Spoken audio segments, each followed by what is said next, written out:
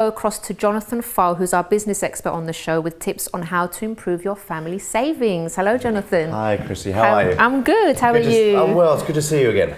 You too.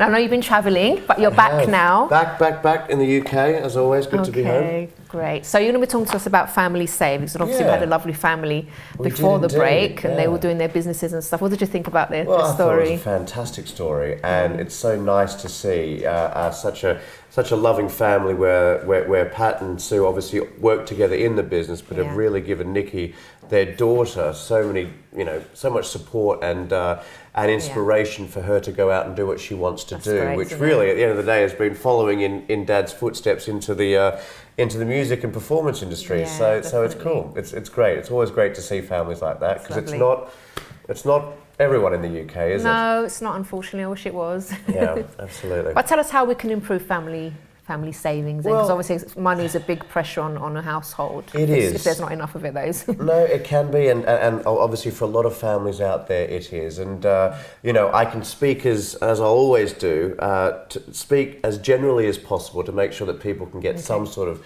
use one of the tips that are here, but also, talk about from personal experience as well. So within all families, we all feel that, mum and dad raising young children, there's always going to be large expenses, and the older they get, often until they leave the nest, the expenses do nothing but continue to increase. And I'm sure families out there listening to this might agree with that. Yeah. So you've got to have, the first point that I would give any family trying to save more is you've got to have a reason why. You've got to have a specific goal that you're trying to save for.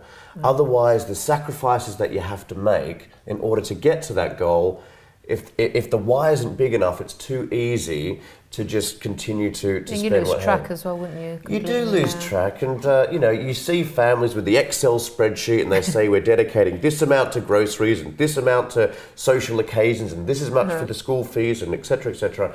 But if the why isn't big enough, if there isn't enough motivation to cut down to achieve it, it will always be a struggle. So whether it's you're saving X amount every month or each year to have that one wonderful family holiday, or whether it's to have enough saved to provide the education for for the children once they leave school, or for their private school fees, it has to be personal, really, to the parents as to what they're doing it for, which will drive them forward to make the sacrifices. Okay, yeah. And the second point is that it's easier to cut out lots and lots of small luxuries rather than the big ones. Like the coffees from the coffee shop every morning. The coffees from the coffee shop, the brand of food that one purchases, maybe the grocery store that one goes to as opposed to others.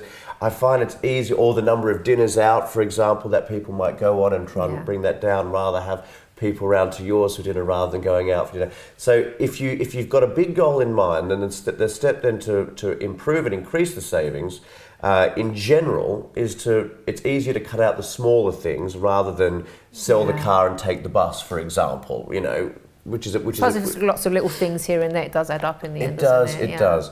But that's the general stuff. The two other things I wanted to say was, and I think Pat and Sue were a great testament to this, when Pat was saying earlier on, when they sold their first cot and realised the type of profit that could be made, I thought, actually, hang on a second, we could do something here where we buy 14 cots and sell them all for a profit. Right.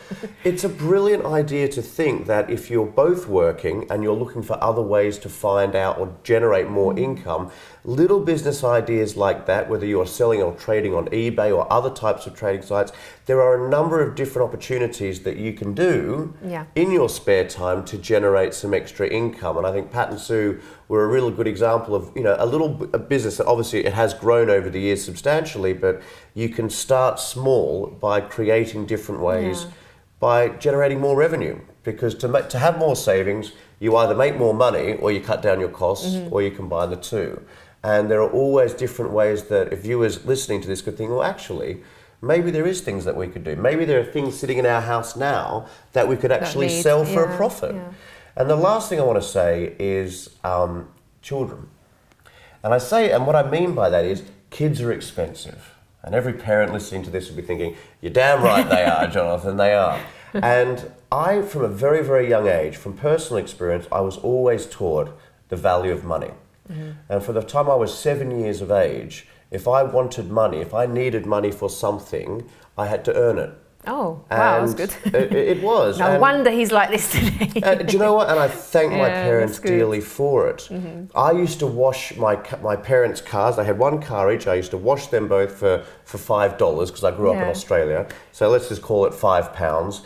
And then when I was old enough to use a lawnmower, I'd mow the lawns for extra as well. But when I was 9, the summer had just hit Sydney, and I wanted to buy a new surfboard, right? And the surfboard I wanted was $130, which for a 9-year-old, that's a lot of money. And I did my sums, and I realized if I washed mum and dad's car every week, I'd earn $10 a week. And by the time I had $130, the summer would be over. Oh. So in my little high-pitched voice at the time, I went up to my father and I said, Dad, how can I get out of this? You know, I need more money. What can I do? And he said, well, son, why don't you take your bucket, take your sponge, take your chamois, and walk around the neighbourhood and knock on people's doors and offer to wash their car for them. But rather than charge them $5, like I pay you, charge them $10. So I was 9, and it was my first ever day of being a businessman, right? I was very, very lucky, but it was hilarious because my next door neighbour happened to be having a large Sunday lunch with a number of his friends. Oh, gosh, and as I walked in, that was the first client I knocked on the door of, and there I was with my little bucket, and he happened to be the chairman of a very well-known Australian wine company, and he was about 3 hours into his lunch. So when I knocked on the door with my little voice and I said, "Hi, Mr. Such and Such, would you like your car washed?" He said, "Hang on a second," walked into the dining room and said, "Who wants their car washed?" And everyone put their hand up. Customers. And there were 15 cars in the driveway. And I literally, great. on day one, made $150. The poor guests had to wait. The poor guests had to wait about 4 hours for their cars because there was one little guy, you know, scrubbing away. But it was worth it. But then every other weekend after that, I had my little car washing business, and it just grew from there. My point being, as a parent, the majority of where your extra income goes when you have children is on them. Yeah. And as we heard tonight from Pat, Sue and Nikki, Pat and Sue encouraged Nikki to go out and be who she wants to be, but at the same time would have taught her, I'm sure, the value of what hard work means and what it earns. And if you can get your kids to really believe that, because that is life, as we know, that is true. If you can get children from a young age to actually learn what money is and the value of money and how you should go out and earn it and work hard and ideally think about doing it for yourself as an entrepreneur. Why not? It'll save you a lot of money as a family if your kids are doing what they can for themselves. That's brilliant. Jonathan, thank you so much. Excellent advice as usual. You're welcome.